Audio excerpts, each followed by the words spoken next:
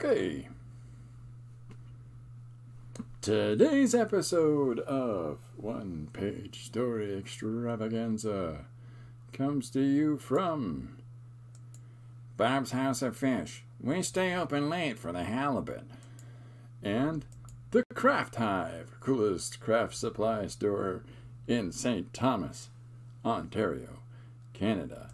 As well as the Fake Explosion, fake bands, real music. Check us out. Okay, hey, all right, here we go. Look out, boing. There's our page for today. The suggestion came from Patricia, who joined me with her daughter Mariah and studio partner Mariah on the stream yesterday, and I very much appreciated that. It was super cool. I think we had a good time, and I really appreciate everybody that came out for that. That was a lot of fun. Hi. So that list was, there's a whole list of people that took part, and I really, hold on, I make notes and cover them. Miriam, Barbara, Marguerite, Cookie Wookie Mo, Jennifer McKinnon, Chris Chloe, Star Traveler, Candy H, Lender Ends, Eddie Makes Art, Devin Rex for Art, Estella Planet Creative Studio, Leah Foy, Joan Murin, What Jen Wren Scraps, Lydia Granito, Jim Luan, Charlotte Harley, Paula, Darcy's Misadventures with Mixed Media. It's a lot of alliteration, I like that. Nancy Moore, Paul Pate, SWL, Riri, Pinka, Casta Denova, and Alice Goes Nomad. So thank you very much, everybody that came out yesterday. It was super cool and super fun. And thank you. There's more names that I'm still writing down. I appreciate everybody doing that. That was a lot of fun. And honestly, I can't speak highly enough of everybody coming out and doing that. It's really, really great. What do we got? Linda's joined us. Paula's joined us. Tina Svanberg has joined us. Hiya, Tina. Marguerite, Paula. I'm catching up. I'm catching up. Look at that. Make sure you hit those thumbsies upsies. So yesterday was in 720 when we were doing the thing, but it was okay because we're just talking. But I'm back to doing it straight through YouTube, so no advance warning, unfortunately. But the quality is better, and that's the trade. So I've got a couple things today. Today's suggestion comes from Barbara Chicken Pot Pie Society, and that is listed at the top of the chat of Guy looks into shop windows to see who's following him. So this is going to be fun. But I also posted the suggestion from Patricia today of Jesus and Buddha having a conversation. So I hope people enjoy it. It was a lot of fun. I drew it. Go to the pile. I drew it in marker on a piece of white cardstock, which you can see on the Patreon. But the rest of it was all done digitally. So, you know, Buddha. There you go. Buddha. Oh, Buddha. Anyways. So, yeah, thanks very much, everybody, for everything the last few days. It's been super cool and super fun. And thank you to all the people that have started to subscribe. I appreciate it. And I hope we have lots more fun. As I usually say, you are always welcome to suggest more one-page story ideas during the chat or afterwards in the comments or on any of my social media, like my Facebook or my Instagram. And I will endeavor to do my very, very best to get that into the book, the Magic Book, which I have been transferring a whole bunch of stuff. I'm about 9 pages in of suggestions right now. So thank you very much, everybody. Oh, I see Marguerite's got me with one right there. Someone cheating at cards. Okay, I'll put it down. Someone cheating at cards. And that's Marguerite Mitchell. Super cool. Yeah, I put it in the book. Thank you very much. Yeah, so always feel free to put suggestions up and take part in the process. Last year I set a goal for myself to do 365 pages, and I didn't make it. The grandkids were over at Christmas. I cut whatever that influenza was that was going around. And it set in on me like pneumonia. So that took me out for the last week of the year. So I missed my objective. And I only did 358 of 365 last year. So that's fine by me. That's good enough. It's a random objective goal we set for ourselves. And we got to allow ourselves forgiveness if we don't always make them. Because they're just goals. Your life doesn't depend on them. Have fun with what you're doing and enjoy yourself. It's a celebration. All right, we got a lot more people jumping in. I think I caught up on everybody.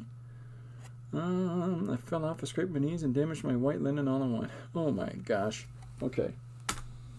Well, I hope you're feeling better, Paula. Okay, I got a couple things I want to show you. And let's get down to it. So I'm going to switch over to the Superstar camera. Bingo! And I've got some stuff I want to show today. And so what I generally do is that part of my studio is library, and it's about a third library, a third lounge and paint area, and a third is my desk here.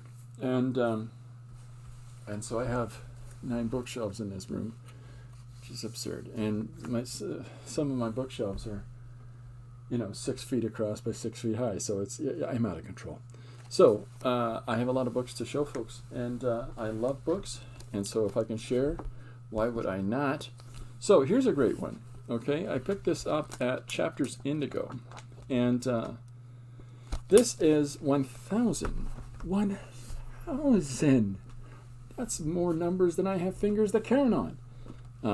1,000 ideas by 100 manga artists. That's more fingers than I have to count on 100. How many have I got? 11-ish, something like that. So we've got a wealth of fantastic, interesting art, things that interest them, okay? And their studio spaces and the way that they work. This is a really great book, and it's especially a really great book if you yourself are interested in different variations on how to express yourself. And a little bit of process as well. So I would strongly suggest you check out books like these if you can't find this specific one, because there's such a wealthy body of work, and also they got little pictures of the people that make the stuff. I saw a picture, Paul, of a person reading their phone on the toilet.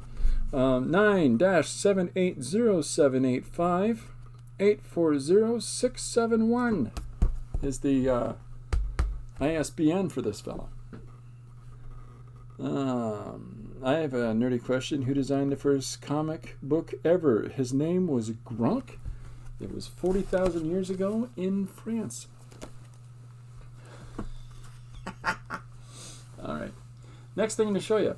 So this is a series by Jakub Rebelka and Jeff Loveness. And I absolutely love Jakub Rebelka's work. And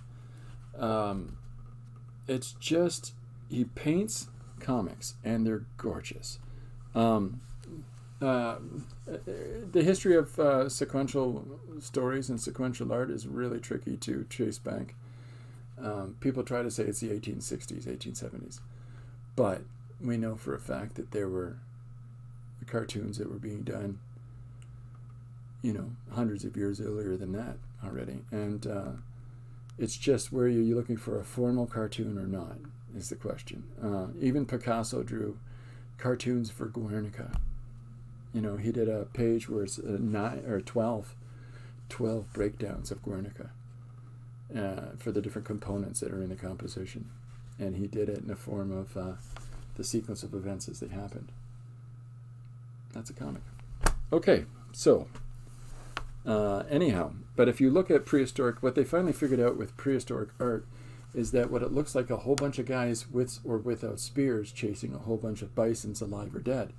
They realized recently, in the last 10, 20 years, that it's a sequence of events. And so it's a hunter or a couple of hunters chasing a bison.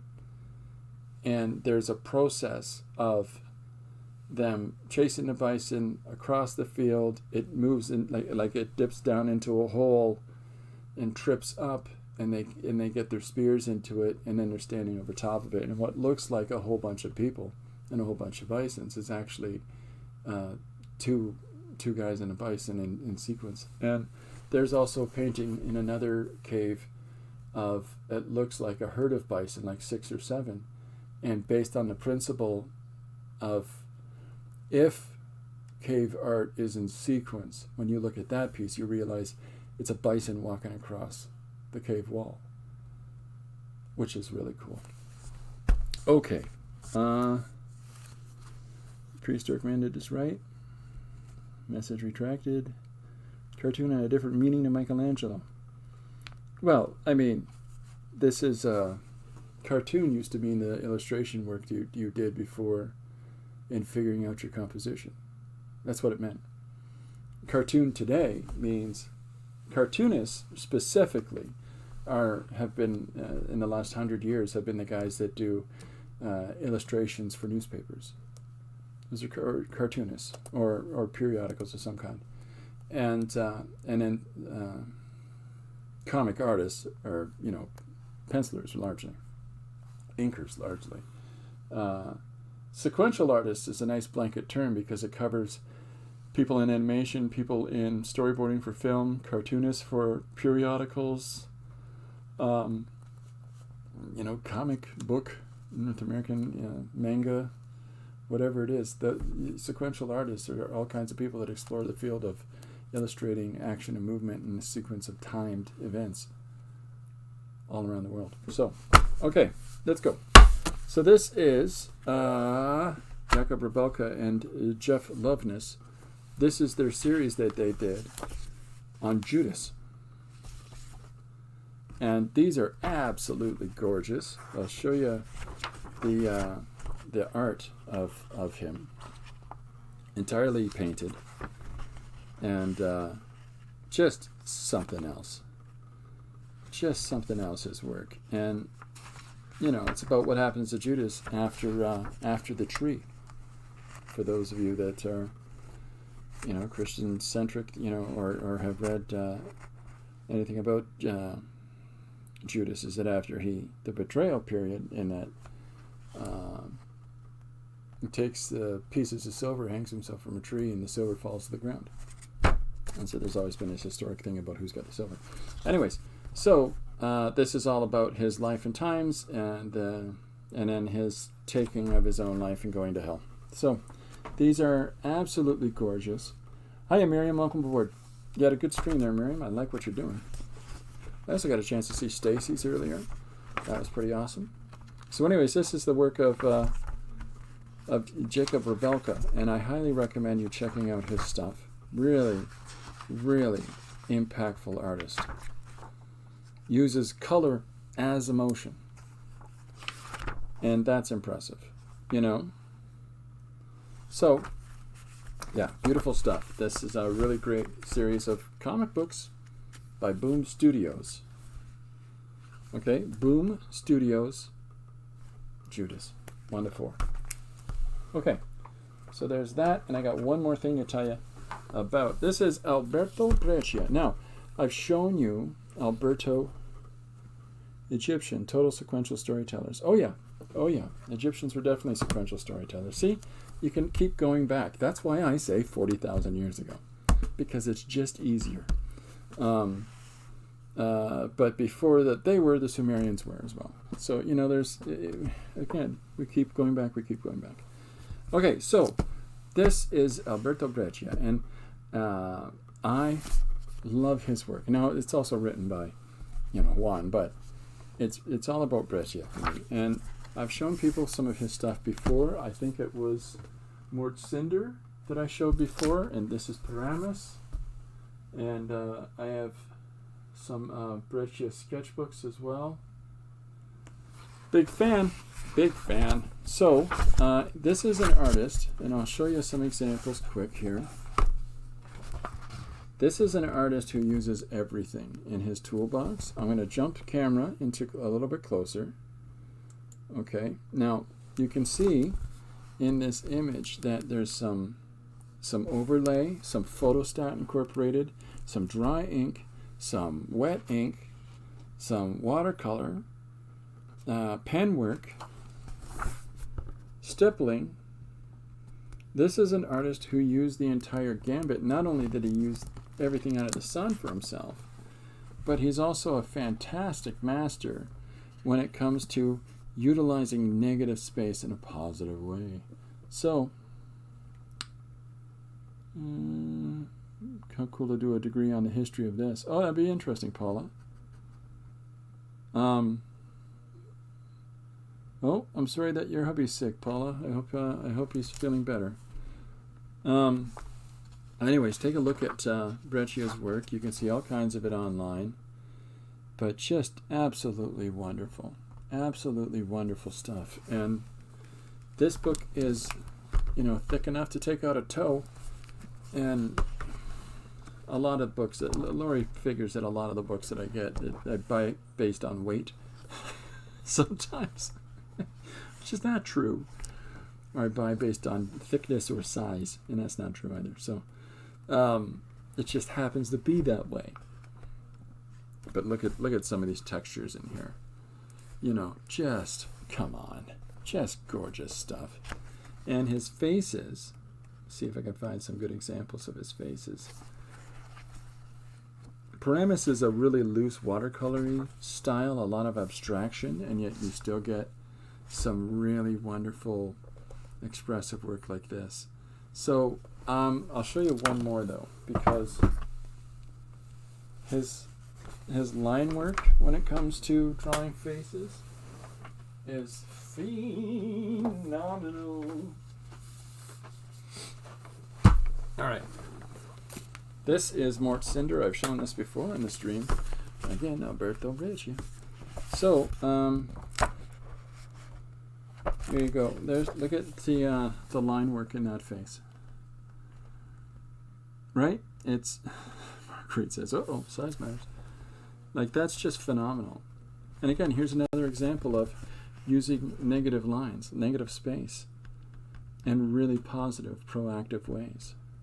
Look at how much of this panel is left out. This wonderfully large white volume. But you're not meant to focus on that. You're meant to focus on him hiding behind the rock. The best stuff. Anyways, there you go. There's some more fun things to go. And does anybody need the ISBN numbers for these? Because I'll give them to you if you want them. I'll just give them to you.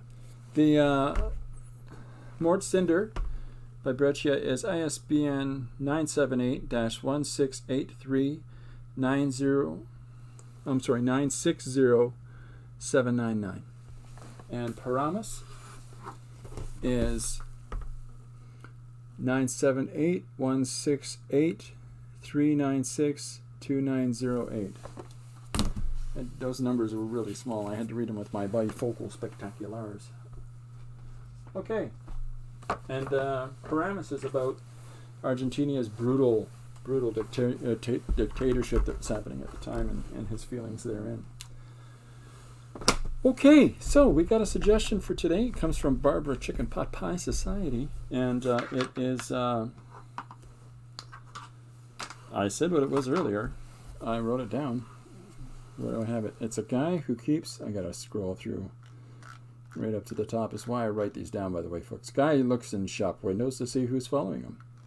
So thank you very much, Barbara, for that one. All right, what do we got? My sister has a whole collection of Asterix the Gaul, worth almost 20,000 UK pounds. My granddad collected them all in his life, never to be sold. Wow, that's, that's awesome. I have, they got to be in great shape for that price. I've got a number of Asterix and Obelix, and I love those books. I learned to reading Asterix, Asterix the Gaul, Asterix and Obelix,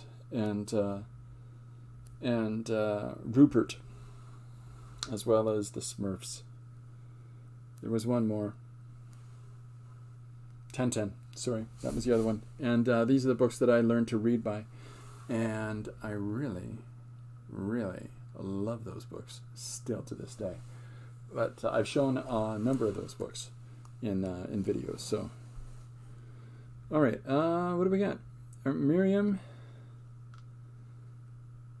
is saying, what book do you have in mind, sir? About 2 inches wide. I don't know that title. No title. This is the room I have on my shelves. Asterix. There you go. Stacy sitting up in the balcony. Well-behaved balcony dwellers. Do I draw and paint and write the story? Yes. I'm about to start one right now. I'm new in your channel, so I'm curious. Okay, well, Susanna, you're very welcome. And, you know, let's get down to it. I work in a number of different mediums. Not always in that order, Miriam says. What is my most precious collection never to be sold? Well, let's talk about that while I get crack-a-lackin'. What shall we? So, all right, I've got some paper, and I'll pan out for this. I sat down and I went through a whole bunch of surfaces, and so it's different cardstocks, different paper. Now I'll show you. I've got a number of different ones that I've modified the surfaces with, you know, different mark making. There's a rolled on brayered on paint there. This is some different surfaces, tissue papers and papers stuck down onto painted heavy grade cardstock like a Bristol. Tape, I use tape. I use different kinds. That's an Indian Bengalese grass paper. You know, bits of paint. Just applying anything I can think of. That's a sheet of plastic I started working on. Anything I can think of. This is brayered off paper when you're making jelly plate prints. And you brayer off onto another sheet. I save those and I work on them with a bunch of tissue papers on it. Tissue paper, there's a library card or library sign-out card. You know, I got sent, there's some yellow legal paper I could throw into something. I've also got stuff like random perspective lines on paper. This is another piece of brayer off. Here's another one with some stuff stuck down to it. Again, more paper, more tape. And just trying whatever I can. These are some unsuccessful jelly-plated images, and I'll utilize those in story as well. You know, here's another one. Got some musical notes on this side. I'm not sure what the repetitive pattern there is. But I like to take all of these, and after I produce them as such, I will then work on top of them and to do a story, a one-page story. And so if you go through the Instagram and you go through the Facebook examples that I've put out, you can see a lot of the compositions that I've come up with. Today's composition is this one, and that is a Jesus and Buddha having a conversation from a suggestion from Patricia. So, anybody that throws suggestions my way, I will try to execute those as a one-page story. I write them in the magic book, Goldie, shiny, shiny book, and I go through them and I do them. And so I'm trying to catch up as always. Look around, Paul. Everything you see and more. There has never been sold. Okay, so let's get cracking and get right into it. So I thought I would introduce things by doing a first panel of our guy running through the street. Now, I'm going to draw on this surface here. It does not mean that I'm not going to switch to a couple other pages, because I want to draw a little bit bigger today, folks. And so this image is going to take up a little bit more space. So what I'm going to do is I'm going to have, so whatever the marks that are on here don't matter to me. I'll go over top of them. And I think, can you see the dark green? I think so, yeah. Okay. I'll,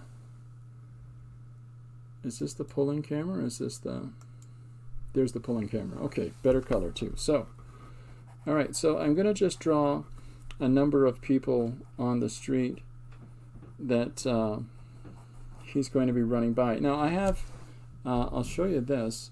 This is what I work from. This is, you see it in the screen. That's the size of images that I use as resource images.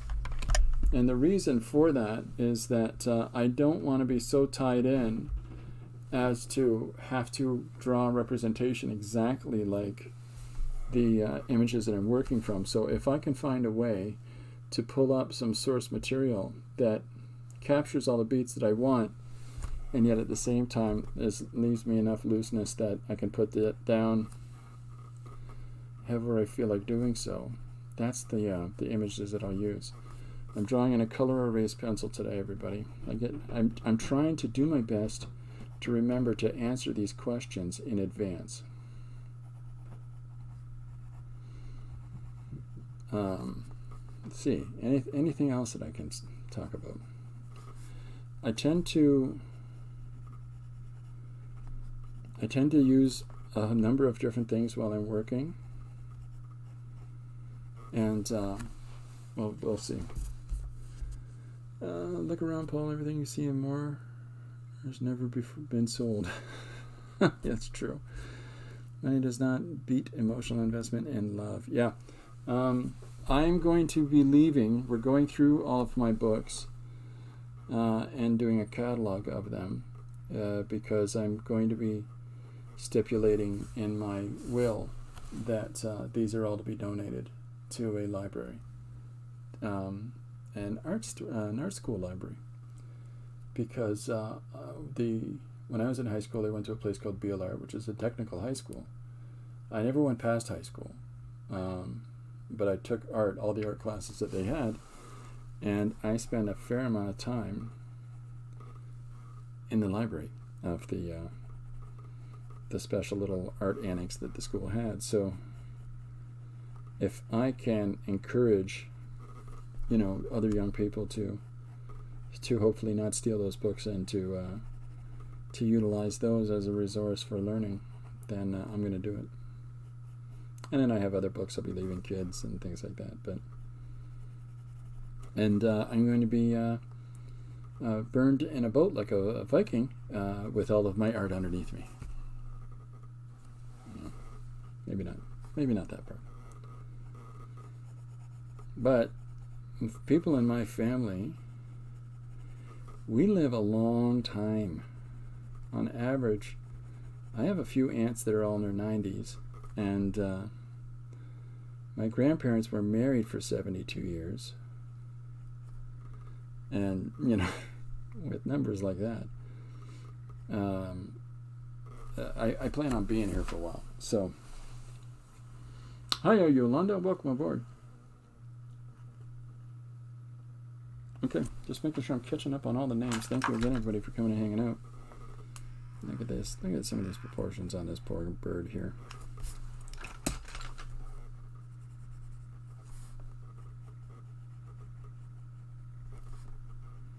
Making corrections on the fly.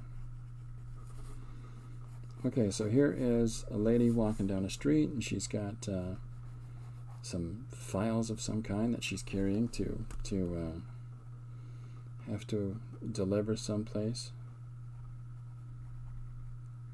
So I'm going to span her hand out, and I'm not entirely sure how I'm going to go about putting some further marks on this. I got this ink that I've been picking up this week, and I think I might incorporate some of this. There's a nice yellow ochre I got. But first, let's get a bunch of our compositional elements in here. I'd like to draw, like I said, large size panel for this, and then I may well do a couple smaller panels at the bottom, or I'll just do a few pages of larger panels and incorporate them together. That's a beautiful thing about scanning and putting the pages together that way. I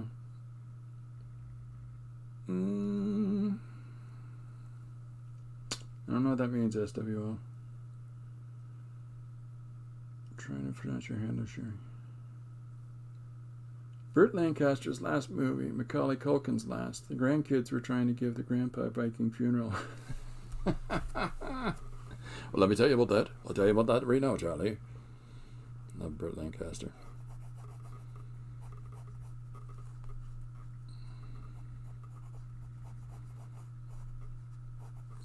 Alright, so I'm going to have, let's have another gal beside her on the street crossing. And then we'll get,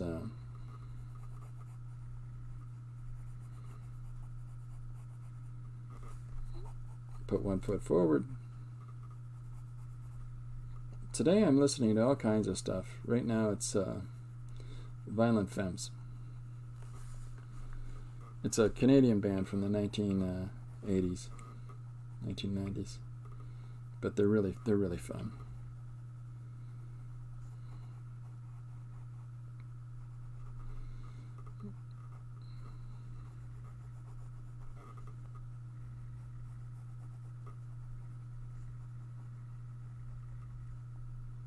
For those of you that know them, it's fallen out the window, or crawled out the window. Guys, sorry, I need to go. We'll catch up with the rest of the breakfast. Hugs from the Netherlands. Oh, thanks so much for coming by, Paula. Say hi to my wife's family. Una and Afka and Tanta Hani and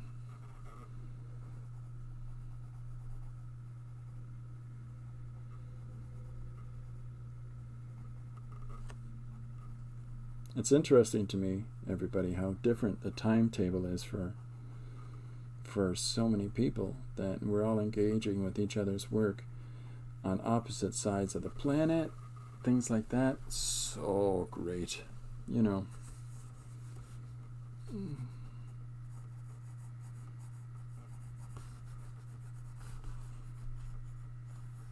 So the surface stuff that I have down here doesn't necessarily matter to me, in that I'm going to draw whatever the image is flat on top of it, and in the course of doing so I will incorporate some of these elements into the figures. But the way I look at it is that this information that these little lines and shapes make up are fun to incorporate into whatever it is that I'm drawing. And so with thoughts like that, you know, I'm always trying to, you know, just look for interesting marks. I'm just trying to look for interesting shapes to build things up by.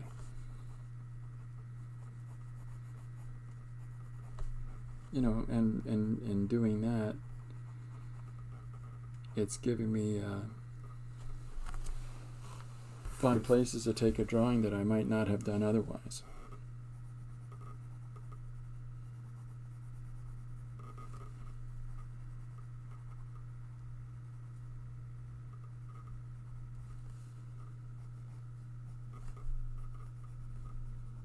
So just have this other young lady here with her hand at her side. She's walking along beside this gal with her papers and her, you know, directedness. She's looking for cars. She's not. She's just walking.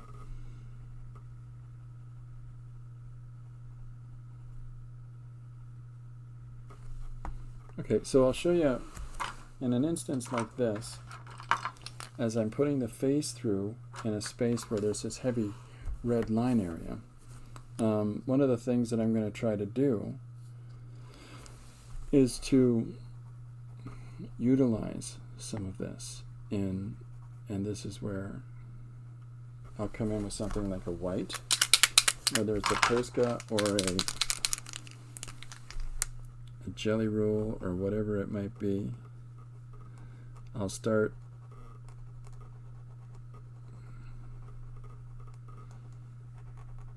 cutting some of those underlying values out, you know, using the negative application, like a negative space of white, and, you know, leaving some of that red peeking through makes it, in my mind, a little more interesting.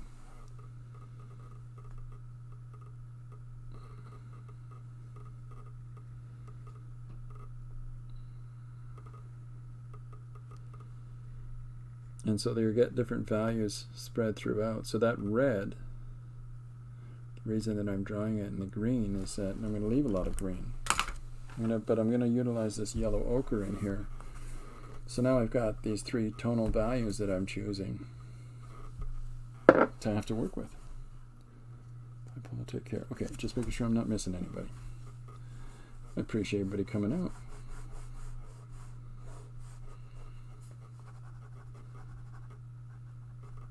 See here, I'll put in that yellow ink in 2 seconds. So now I'm putting in a walk, don't walk sign.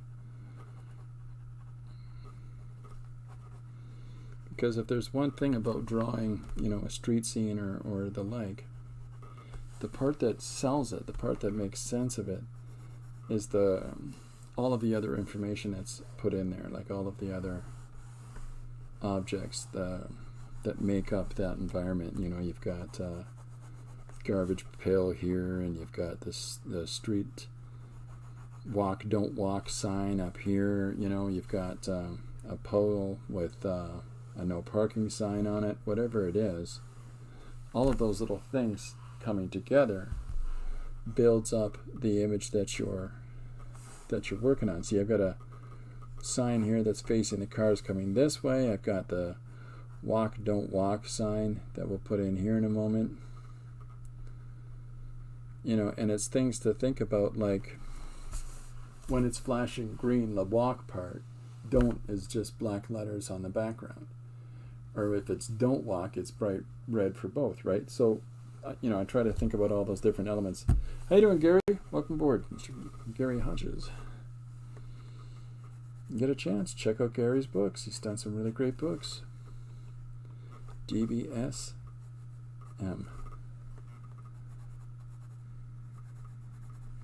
Really enjoy Gary's work.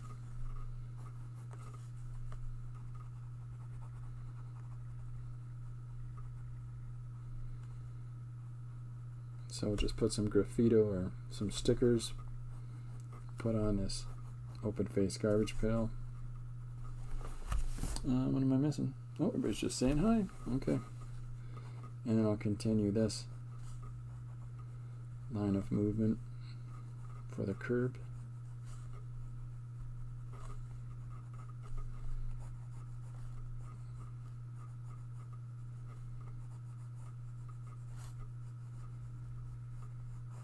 There we are. Yeah, I'm always trying to find ways to put some little details in that are going to just sell an environment.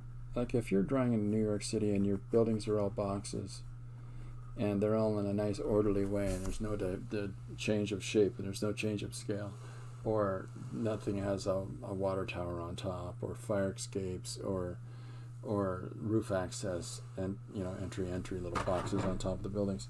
There are so many interesting things about buildings like that in a city street that I'm always trying to fit those sorts of things in, right?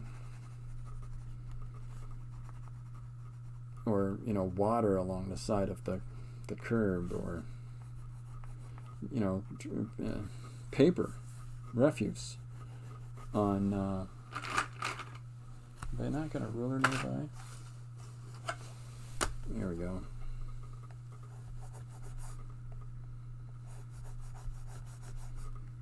But working over top of the different materials that I've put down in advance allows me to have to get creative with the way I'm applying these materials. It's okay. Let's use this ink that I picked up.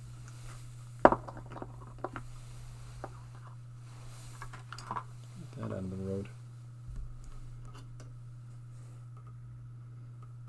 Okay, so this is a watertight ink.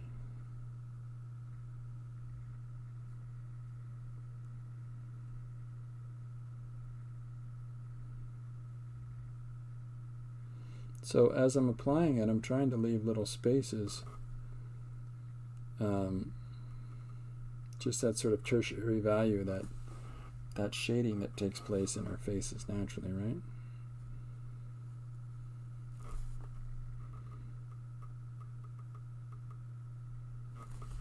Pull that out.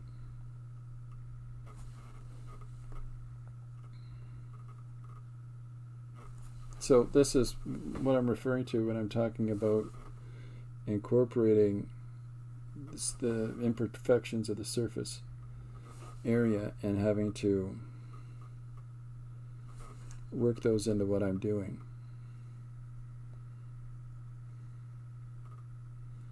And it just makes it a little interesting in my mind. And some of the stuff you never see.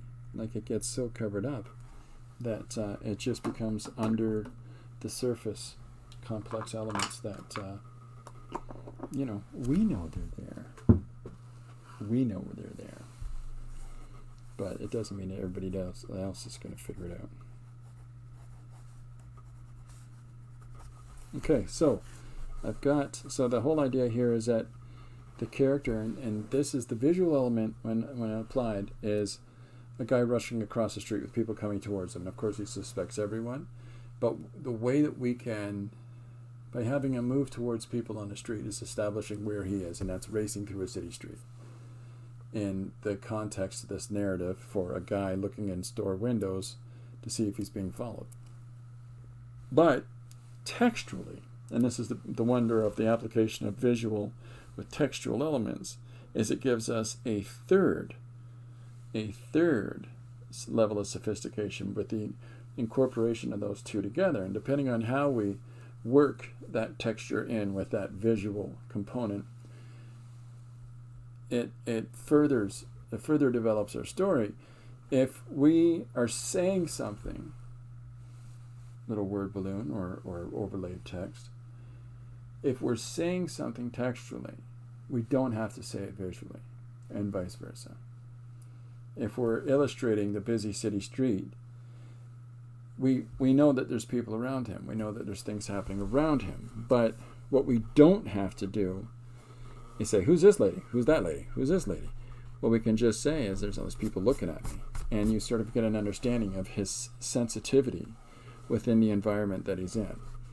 So things like that help us to push the narrative a little bit further and to try to figure out how to say things and do things in our composition that we might not have considered otherwise. Right? And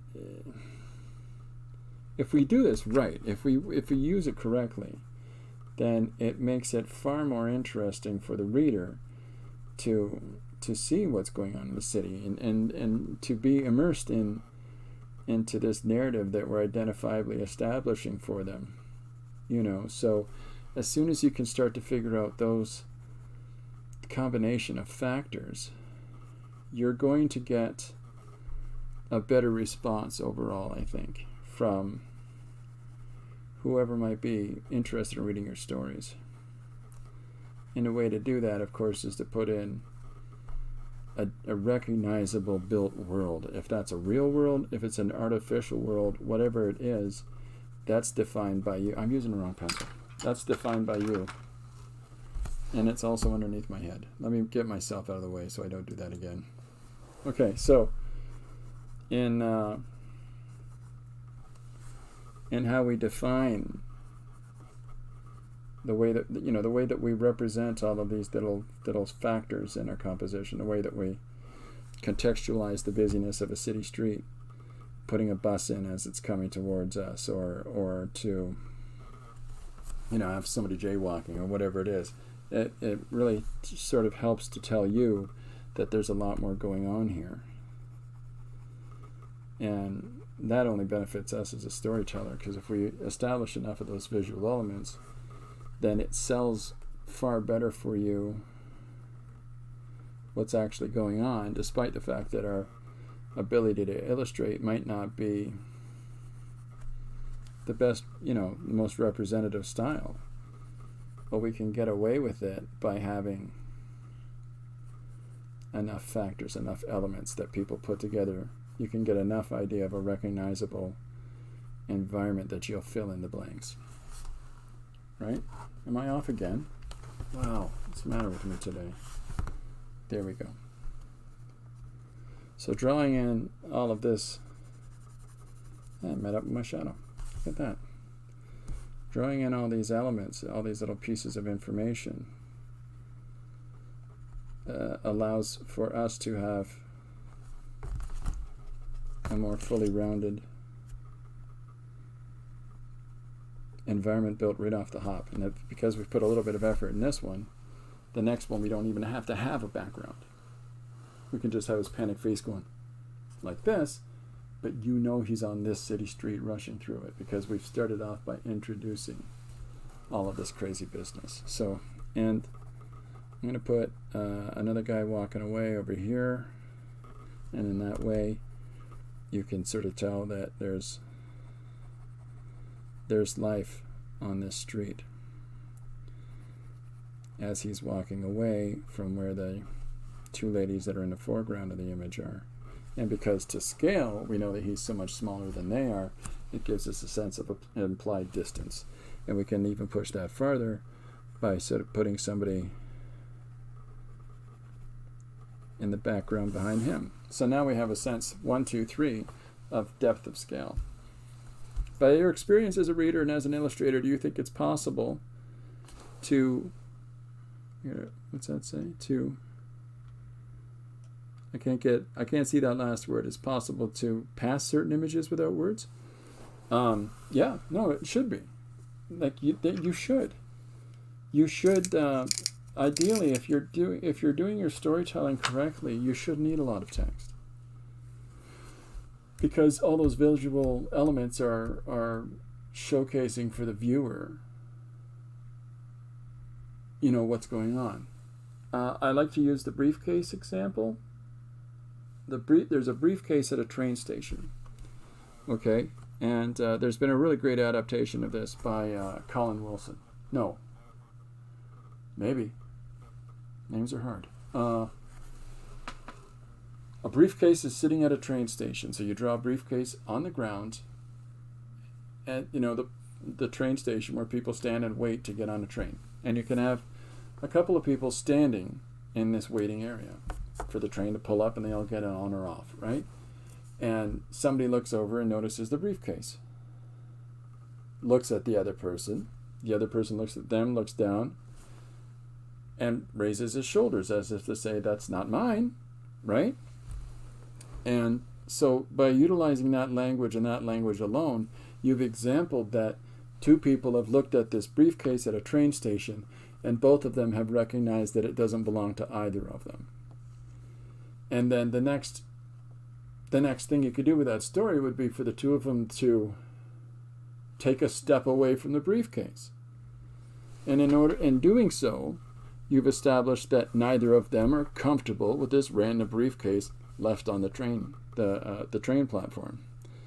And it's little things like that are going to tell us as a reader all these different pieces of information that really don't require words, because the way that they've been assembled, all of that stuff has been put together for us. And so it's possible to do that, and no different than it's possible for the narrator to espouse a whole bunch of different things as they're going through the story that the illustrator doesn't have to do now, because all of those things have been espoused by the writer. And so that sort of gives people an insight into how that world is being put together, and the situation that's at hand that we need to be aware of as a reader. But honestly, in a sequential format, the fusion of the two is the most ideal, because the fusion of the two allows you to do further things that you might not have otherwise. Was it the heart generation button? Yes. You can turn it off in the settings. Oh, okay. Good to know. I will do that. I've never had that be a thing before where I couldn't see what was going on. See what I've done here? I've scaled my bus wrong. It didn't feel right when I was doing it.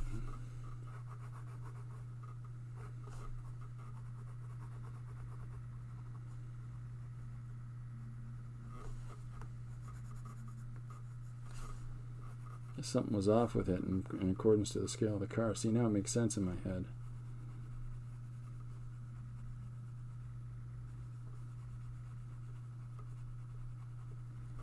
And that bus reaches around through the composition back over into here.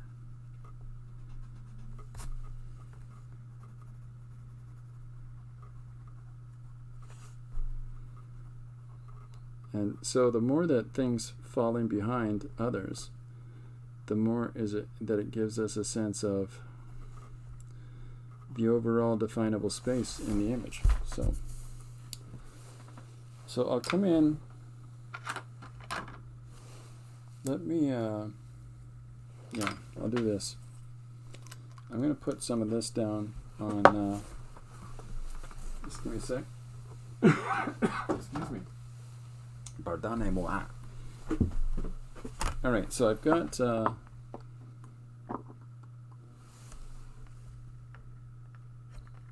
some of this ink. Dr. Martens Fancy Schmancy ink. Okay. Now I've got a brush here, and so I'm just gonna put a little bit of water just to push that down a little bit, and I'm gonna come in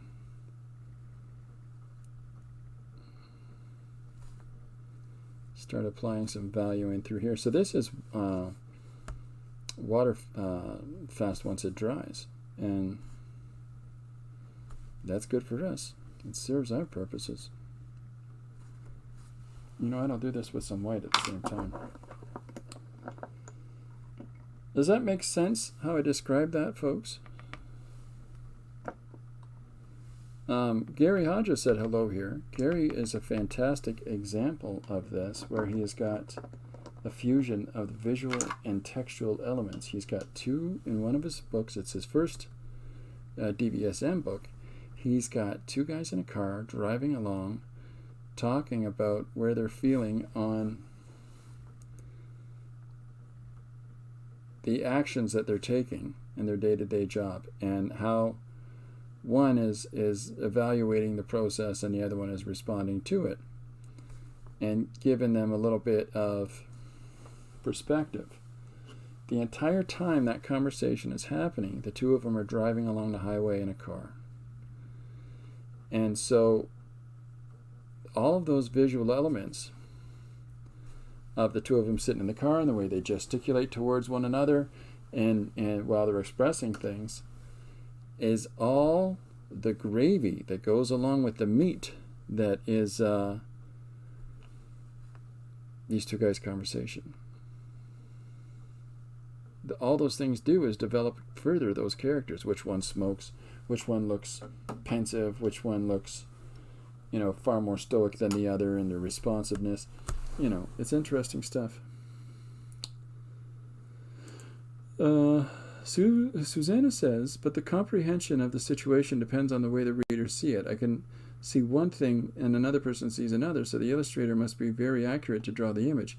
Yes, or it also gives the wonderful level of interest that when you read this book today, the who you are today defines this book in this way.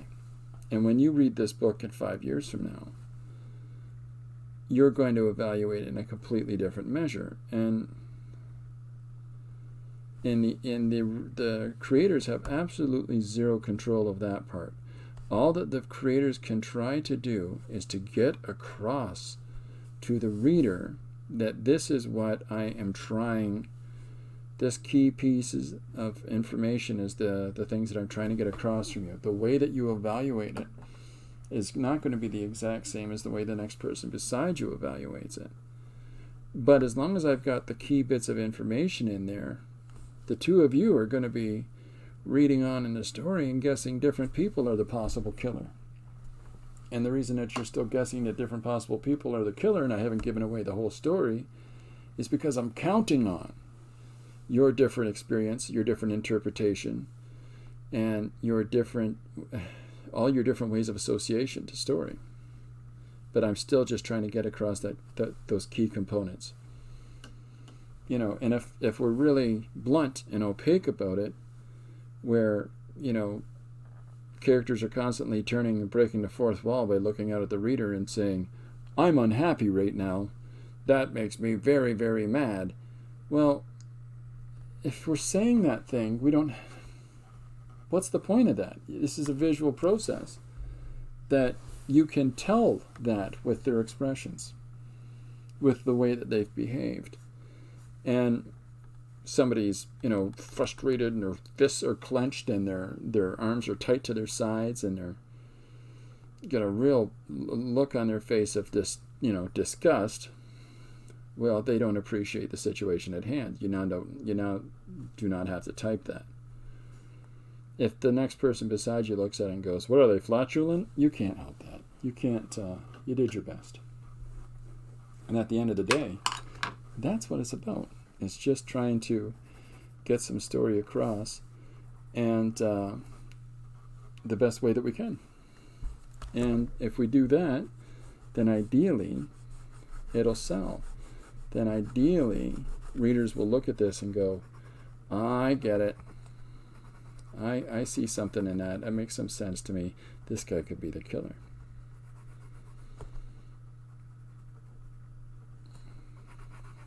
And in a good story, we don't want to just give the answers. We don't want to just give, here's what's happening, interpret it one way and one way only. We want to have it come across to people as, you know, this is the general situation. This is the key pieces of information. I want you to notice this book that's on the office desk. And, oh, there's something important about that book. And then the private eye goes over and looks at it and goes, huh, so-and-so didn't meet up with such and such on Tuesday on the 5th, you know. Well, we knew that book was important, and we told our viewer that the book was important by focusing on book in a panel. So that's how we can control the key elements of the story and the things that move a piece along. You know, when the book spills open and then there's the date on the page and we see the private eye's finger go, Bob Schmeckers, tennis, 4 o'clock, right? Canceled. Oh, so he didn't go to it, you know. Then, you know, that allows us to further develop, to further build on the two elements together. And now it's more interesting. And you feel a little bit like you yourself have discovered some of these pieces of information. You know, because in the first panel where you see the book, and you're like, look at the book on the desk. And the next thing he goes, there's a book on the desk. Well, you already knew that because you're faster than the private eye in the story is. So it gives the reader a sense of, you know,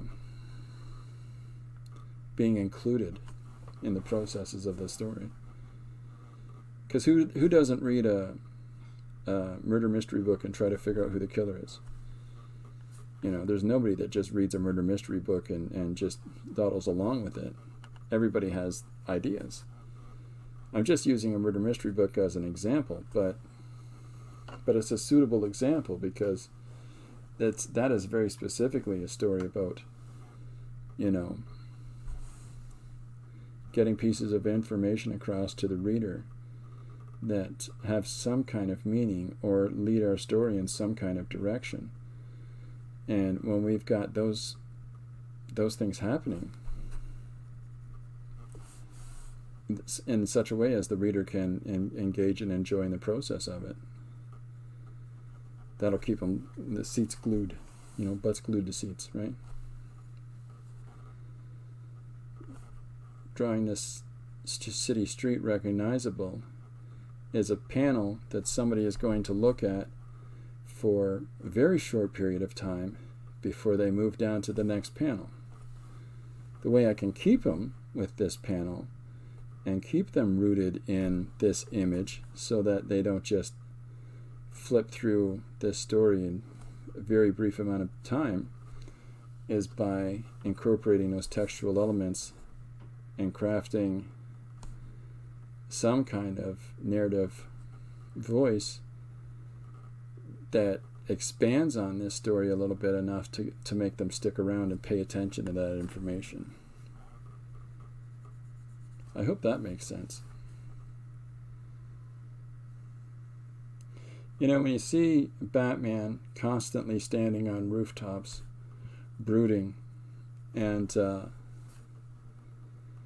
you know, this is the way that he sits and tries to think about the investigation that he's doing on whatever supervillain that has been let out of the prison that he constantly keeps putting him in so we can fight with him again later.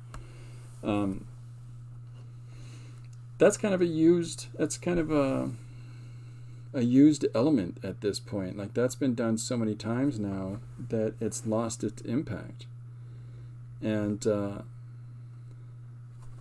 I'm trying to think of who the art. I think it was Norm Brayfogle in the 1980s that would have him in his car speeding through the streets. And if I don't get over to that place and stop this bad guy, all these people are going to die.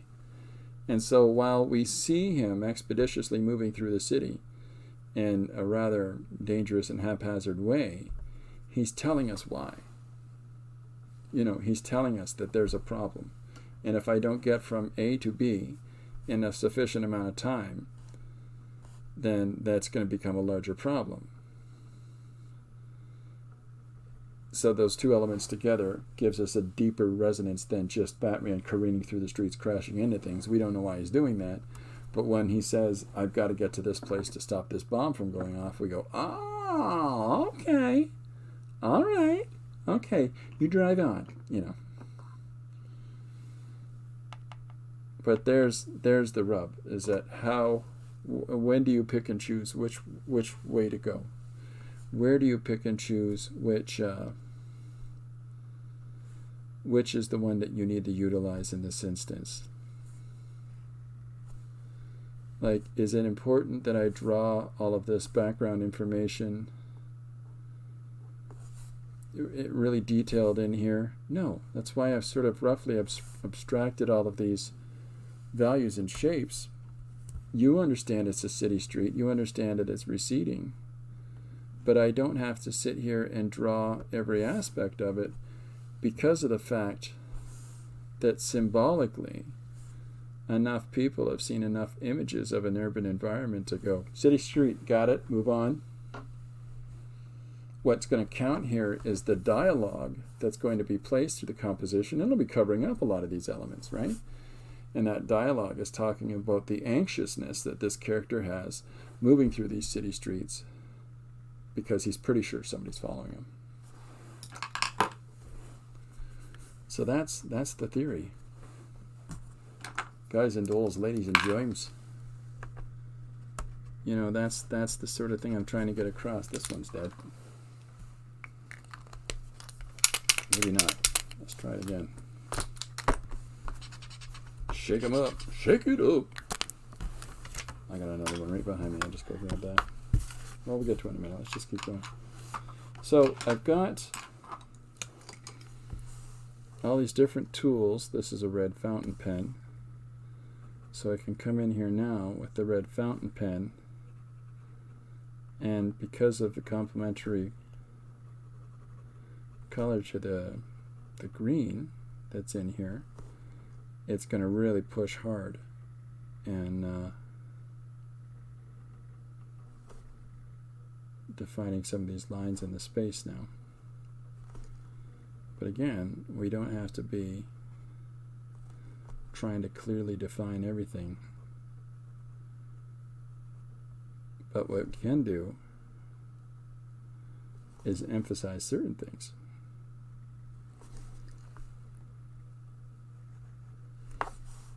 And it just makes that sing a little bit differently. Nice thing about a plastic palette, a clear plastic palette, is that in any given moment I can use it as a ruler if I put the pen down correctly.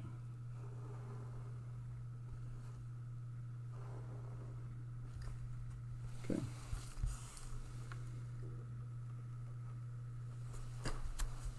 So now we've got more definition in our image. Anyways, yeah. If somebody in a children's story says, you know, these blocks are covered in spots, because of the comprehensive level of our reader, we can do an image, an illustration that has spots all over some blocks. Because then the young people learn to associate this description to this visual element, and it teaches them to use their own imagination, so that when somebody describes something to them in the future, then their mind starts to put together those two different elements together, with the thing that they've been told with their ability to imagine that thing in the abstract in their own mind. So in that case, that defies these sort of rules I'm talking about. But that's just one specific type of case example. And it doesn't mean that, you know,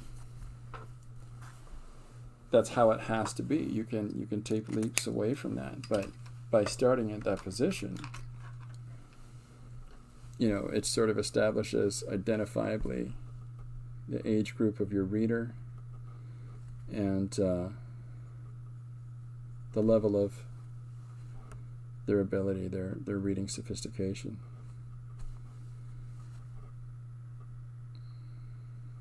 It's all about applying a visual language to go along with your textual language, and how it is that those two things fuse together to tell your story when it comes to this sort of world, right? We're at one or the other, then you've got to be more involved and more descriptive with that specific one.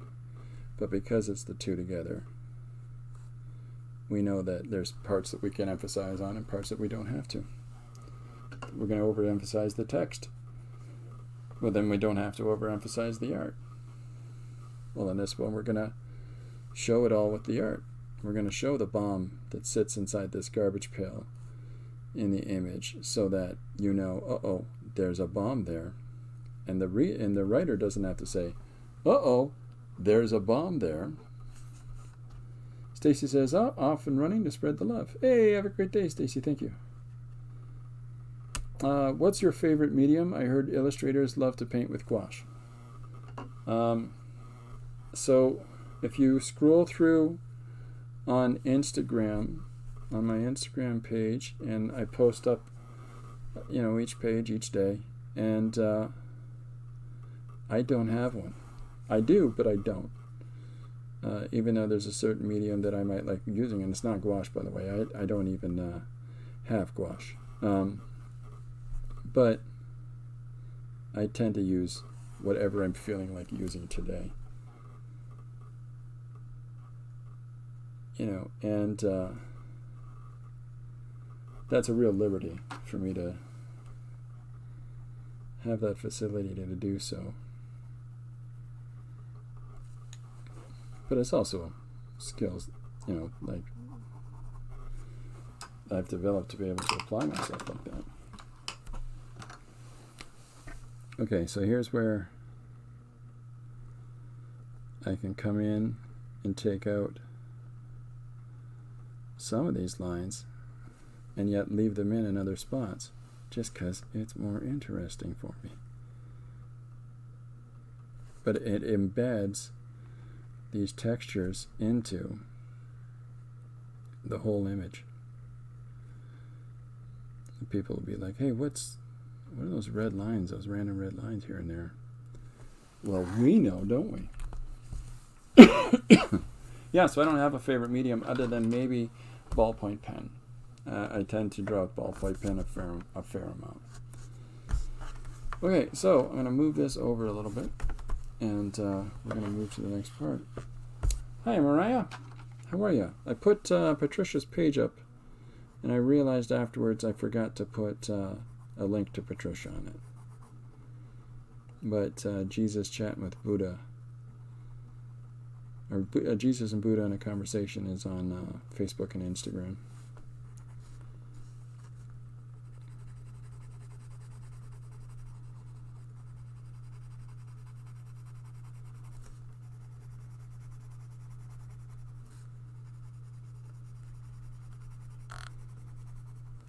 What am I missing? Hello, Maria. There we go.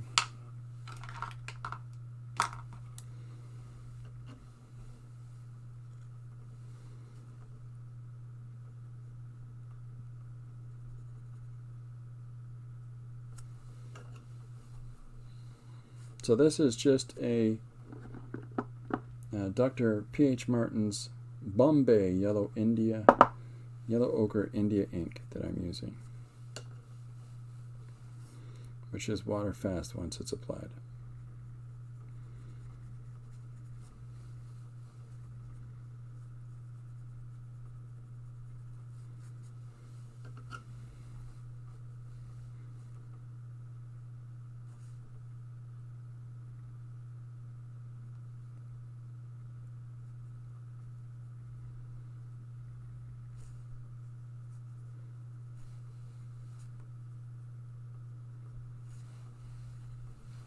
Am I missing stuff? No, I'm keeping up. Okay.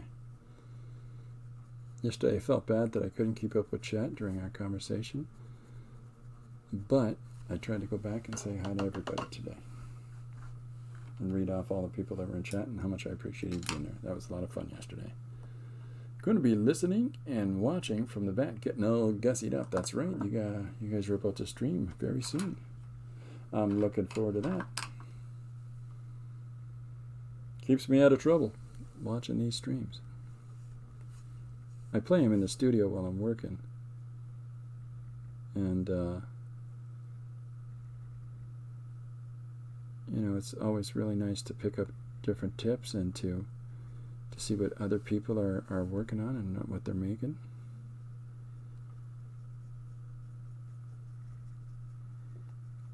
Even if it's not something that you yourself utilize, you can pick up so many interesting ideas.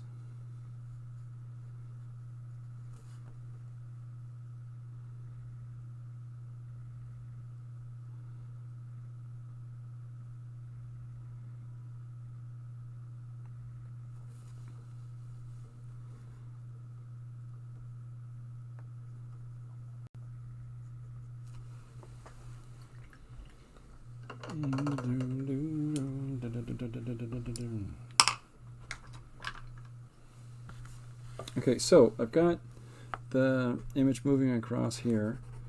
I'm just going to continue to fill in different elements, and although I'm scribbling lines down because that's how it works, what I'm actually thinking of is shape composition here. And what's the difference, Chris?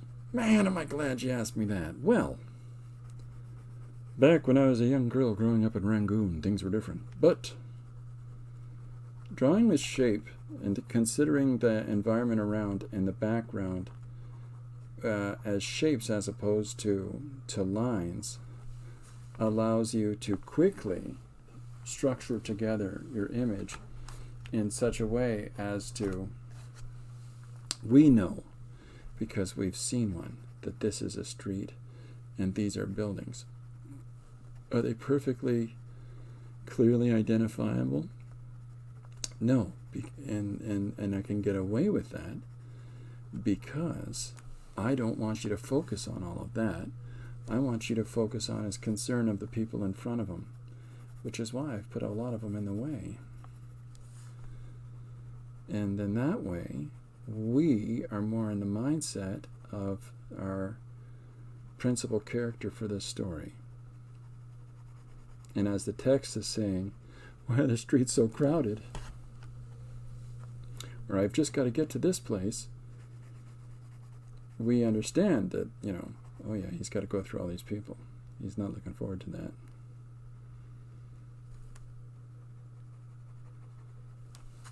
So that is why I'm using these rough shapes to put in these various elements, because it gets the notion across that this is a city street that he's moving down, far more than it's focused on it being an absolutely beautiful, recognizably representational city street. Do as best you can to make things on whatever level that you can, but at the same time, you don't have to overly focus on all of those elements, because they're going to do their job on whatever level that we're going to need them to do their job. Even using these simple lines. So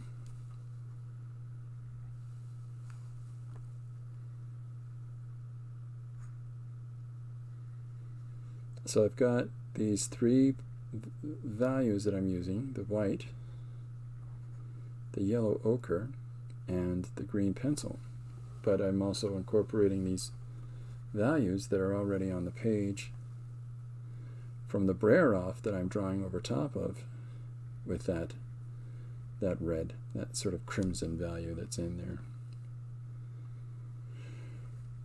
And when I come in with this fountain pen red, which is a crimson, and put little punches of color throughout on this side of the image, like you can see, then this is unified with this. We understand that this is all the same image, and it sort of gives a sense of balance. Yeah? Yeah. Sound good? That's all right.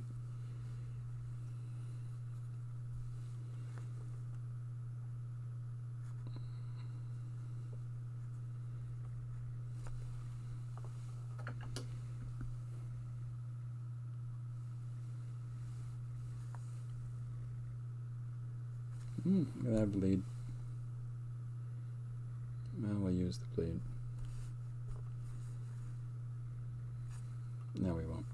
Get out of the way, bleed.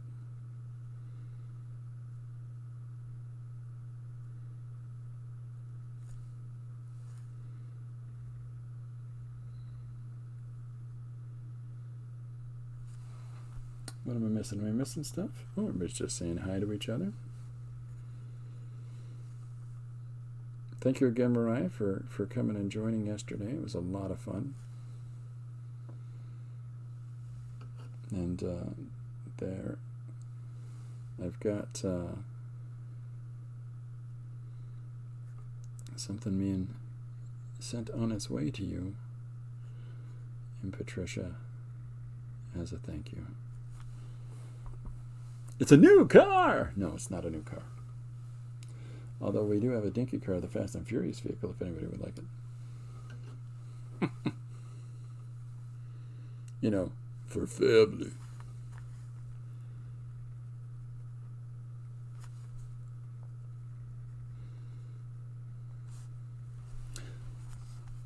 Thank you, Adam Blast. Yeah, it's very nice of you. I'm glad. So, all right, let's put some more people in here. I'm going to move this out of the road.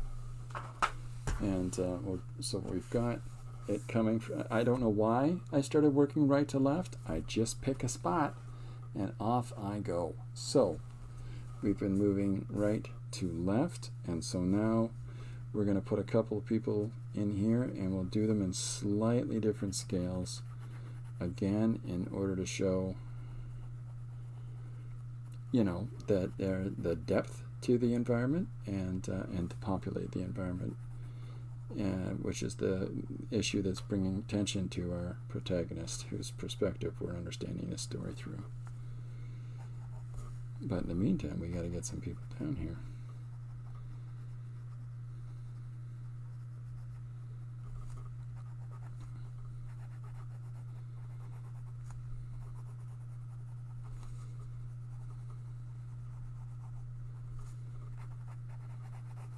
I don't know why. For some reason, I like this leg. Does anybody else do this? As you're drawing a leg, I like that leg. There's a good look to that leg. All right. Okay, whatever you say there, Larry. It's a nice leg. We get it.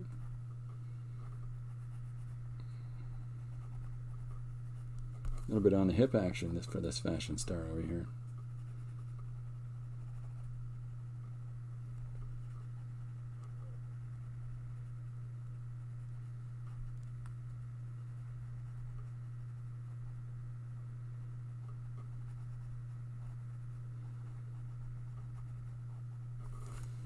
Yeah, yesterday I went for 2 hours in our talk, and I was conscious of my, and my blood sugar maintained through the whole time through it.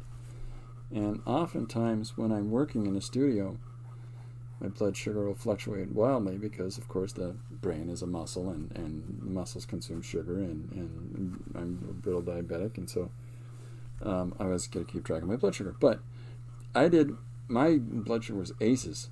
And I went 2 hours yesterday. It was great. I think it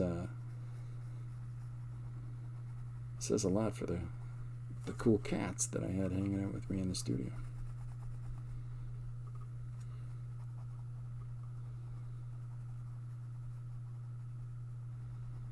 So we've got another person coming up from behind over here. And then we'll put some shapes in through here, and let's put a big sign up here. It says "Ba." We'll put a "Ba" in our image.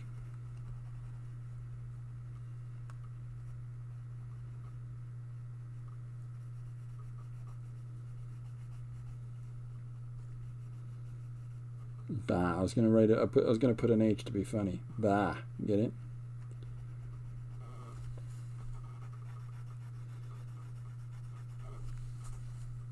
I don't know why people in Boston don't write bar with an H. Miriam says, great stream, CMP. Yeah, thank you. Nice to see if I'm better. Oh my goodness. Miriam, feel better. Please do. Please feel better. A lot of people, there's a lot of sicknesses going around, and take care of yourselves, for heaven's sakes. We need yous. We need yous all. Sorry, I was moving off panel there. What are we at? What time is it? 1:20. We got a few more minutes here, folks.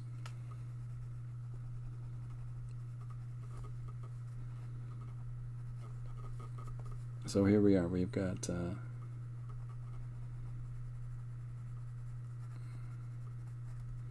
different buildings. We can change the values on said buildings as we go along, but we're developing up an image here of the overall layout of the street, and hopefully that this example is going to be enough to show that this is a very busy place and he's not comfortable in it by the overlay of text. Right? There's too many people here.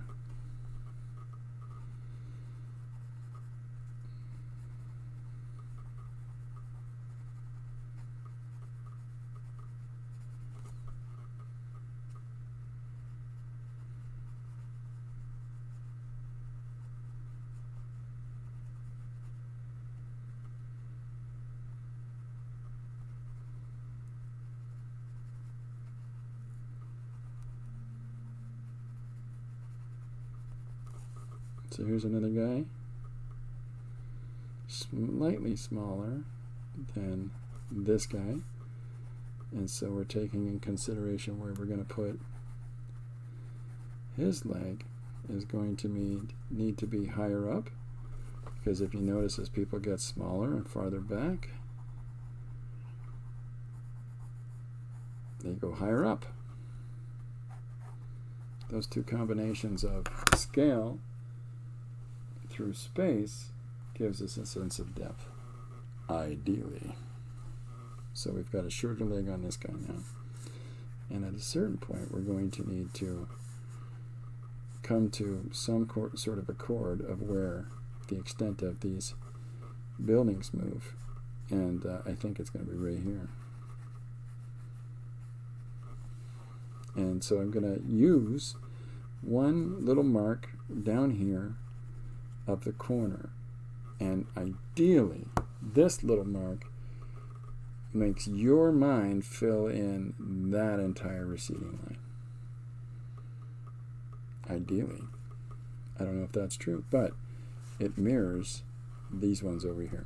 So, yeah. That's it. So this is how I start a page. From the suggestions that are given, today's suggestion is a guy keeps looking in windows at his, to see if people are chasing him, to see if people behind him are chasing him. And so we're establishing his tension and his concern as he's moving through a New York City street, establishing the context for the narrative, establishing the emotional state of our character. We haven't even shown our character. We're showing the environment and how that's closing in on him. I think that in this page, in the panels that I'm drawing for this page, I'm only going to show the protagonist, the narrator, as reflections. Because I think that that will go further to establish their state. And it's also something I want to try and challenge myself with. So, all right, we're at roughly an hour and a half. I'm going to sign off for an hour and a half today because it's been a heck of a long day. And I've been all kinds of things going on. I appreciate everybody coming out. Please feel free, like I've said, and numerous times, and I'm sure that some of you are like, okay, we get it.